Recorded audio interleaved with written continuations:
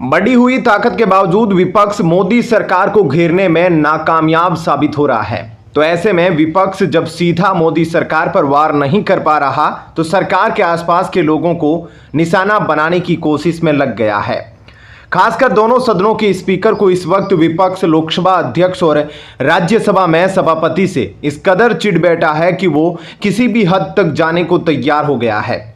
लेकिन धनखड़ के लिए खोदे गड्ढे में विपक्ष अब खुद ही गिर गया है, क्योंकि अब राज्यसभा से सभापति नहीं बल्कि मल्लिकार्जुन खड़गे की कुर्सी जाने वाली है।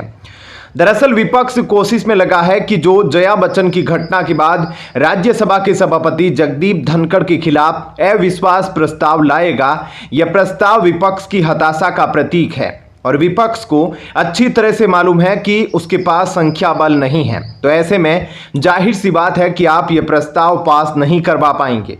बावजूद इसके भी गीदड़ भभकी दिखाई जा रही है। खैर, एक तरफ विपक्ष सभापति के खिलाफ अविश्वास प्रस्ताव लाने की तैयारी कर रहा है तो दूसरी तरफ सितंबर में 12 राज्यसभा सीटों के लिए उपचुनाव होने हैं।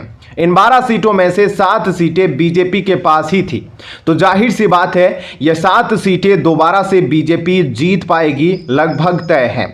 एक सीट हरियाणा की है जहां दीपेंद्र हुड्डा चुनाव जीतकर लोकसभा में गए हैं, तो उनकी सीट पर भी बीजेपी की जीत पक्की है, क्योंकि हरियाणा में बीजेपी के पास बहुमत है तो यहां भी कांग्रेस फेल हो सकती है।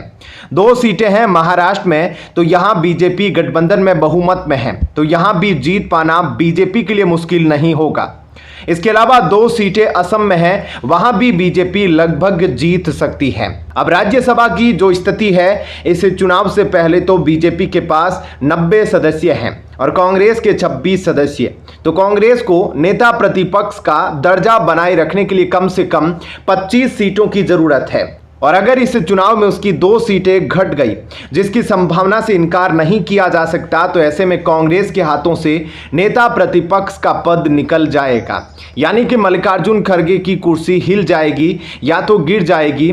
मल्लिकार्जुन खड़गे जगदीप धनखड़ को हटाने की कोशिश कर रहे हैं, उनकी खुद की कुर्सी अब हिलने वाली है, क्योंकि अब संभावना बढ़ गई है कि कांग्रेस के हाथ से नेता प्रतिपक्ष का पद चला जाएगा। राज्यसभा का उपचुनाव कांग्रेस को आईना दिखा पाएगा, इसलिए राज्यसभा का उपचुनाव बीजेपी के लिए अहम है, लेकिन कांग्रेस के लिए नाक बचाने की लड़ाई भी है। एक बात और बता देते हैं, एक सीट उड़ीसा की भी खाली हुई है जो बीजेपी को मिलेगी, क्योंकि यहां भी विधानसभा में बीजेपी के पास बहुमत है। तो कुल मिलाकर राज्यसभा में बीजेपी और ज्यादा मजबूत होने वाली है और कांग्रेस के ऊपर मुसीबतों का पहाड़ टूटने वाला है। जो खेल विपक्ष ने सभापति को घेरने के लिए खेला, उसमें खुद ही विपक्ष की धज्जियां उड़ती दिखाई दे रही है और राज्यसभा का यह चुनाव संसद शीतकालीन सत्र से पहले हो जाएगा। तो साफ है विपक्ष शीतकालीन सत्र में यह प्रस्ताव लाता भी है तो बहुमत ना होने पर खुद ही मुंह की खाएगा। तो एक तरफ विपक्ष, दूसरी तरफ खुद जया बच्चन की संसद में बेइज्जती हो गई है। ऐसे में आपका इस खबर को लेकर क्या कुछ कहना है, कमेंट सेक्शन में अपनी राय जरूर बताएं। धन्यवाद।